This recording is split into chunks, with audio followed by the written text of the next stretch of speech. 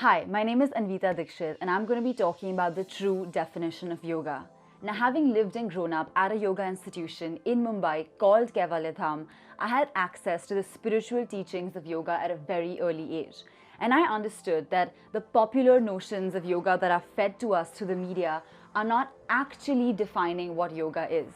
Now, if we take yoga as a spiritual process and really break it up, it's just teaching us that we need to use our mind, body, and our spirit to ascend to a higher purpose in life. And if we see yoga from that perspective, it's genuinely a process of self-development and growth. So on this 5th International Day of Yoga, I think it's extremely important not only to celebrate yoga as a practice, but to really understand what yoga is and what its true definition and purpose is as defined in the ancient Indian textbooks. So yoga truly is an inseparable part of Indian ancient civilization. So even thousands of years ago, yogic culture existed in the Mohenjo-daro and Harappan civilization on the banks of the river Sindhu. So as a result, all the people that lived in that area were used to living yoga as a lifestyle. So even if you look at the historic seals of the Harappan civilization, you will see people sitting in meditative postures and living the process and practice of yoga. So as a result, all of the information on yoga is actually written in these Vedic textbooks that come from the Harappan civilization.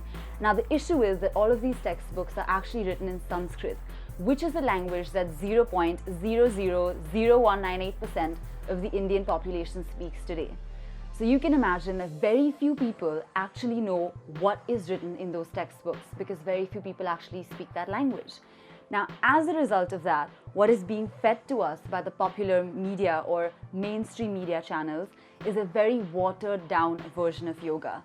And because of that, what we need to be able to do is re-understand the ancient yogic texts that explain yoga in Sanskrit. If we're really able to do that, we'll be able to tap into the source of yogic knowledge and understand it from its root essence to be able to then move forward on our yogic journey and spiritual paths. So the word yoga itself is derived from the Sanskrit root word yuj. Now yuj actually has about 32 meanings, but we're going to take only 3 to understand the essence of the word yoga. So the 3 key terms are that yoga means to join, to use, or to concentrate upon. And now if we take this basic definition and focus on the word yoga, we start to understand that ancient yogis define yoga as 2 basic concepts. Yoga as a process, also known as paddhati, or yoga as a state, also known as sthiti. Now, if you start to understand yoga as these 2 things, a process and a state, you realize that when you go through the asanas and the pranayam and you're doing the different practical aspects of yoga, you're going through its process. And then once you finish that, or you start to move towards the higher realms of yoga, you reach meditation and the process of samadhi, which is when you enter a state of yoga. So as a result, you need to start understanding yoga as both a process as well as a state. And when we start doing that, we take yoga way outside the 4 compartments of an asana hall. Because truly, yoga is a lifestyle, not just something that you do for an hour and then forget about. It needs to exist in every single thing that you're doing in your life, and that can only happen when you start seeing yoga as a process as well as a state. Now, because the process of self-development on the path of yoga requires such a large amount of dedication and patience, the ancient Indian sages actually listed or mapped out a way in which humans can attain this process of yoga. And one prominent sage was Sage Patanjali, who listed 8 definite steps or ways in which you can actually ascend onto the process of yoga. And this is how he defined those 8 different steps.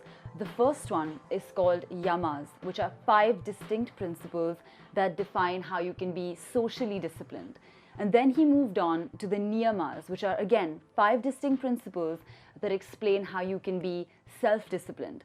So he believed that those 2 are the prerequisites to start practicing the process of yoga. And then the third one that he described was the asana, or the postures. Now, a lot of us place emphasis on the asanas and think that the physical postures are the only thing that yoga is made up of, but we can't be more mistaken. Because as you realize in these 8 different steps of yoga, asana is just the third one. So if asana is just one rung and also quite a lower one, then what is it that these ancient yogis were actually speaking about that we can start ascending to? So once you get over the third limb or the third rung, which is asana, you start moving into pranayama, or the understanding of the pranic functions of your body. And then you move from pranayama into pratyahar, which is the 5th limb that explains that you need to withdraw your senses to actually begin entering the inner world and ascending on the spiritual path. So those are the 5. And then you move on to the 6th one, which is called dharana. Now dharana is known as a sense of concentration. But dharana is not one pointed focus. It's just some focus in like a few short bursts, but it's not one pointed focus. And then you move on to dhyan, which is also known as meditation. And that is when you're so single pointedly focused that you almost become the object that you're focusing on, or you understand it in its entirety. And then you come to the 8th one, which is samadhi. Now samadhi literally is comprised of 2 Sanskrit words, sam and adhi. Sam literally means same and adhi means a state of being. So samadhi means the same state of being. So if you translate that entirely, when you reach a state of samadhi is when you're in a complete state of yoga, and now you have become one or completely integrated with the object of your meditation. So now you realize that actually yoga has so many different limbs and processes that you can ascend to, and that asana is just preparing you on to reach these higher limbs of yoga. So the reason that we actually do asanas is to prepare our body to meditate for longer, because the more you do asanas and the more agile and flexible your body becomes, the longer you'll be able to sit in a meditative posture and start to feel at one or integrated with your object of meditation. So that is truly the way in which you can self-develop, and those are the 8 specific steps in which you can ascend to the path of yoga. So those were the 8 specific steps on the path of yoga, and they truly explain how you can start to ascend on the path of self-development.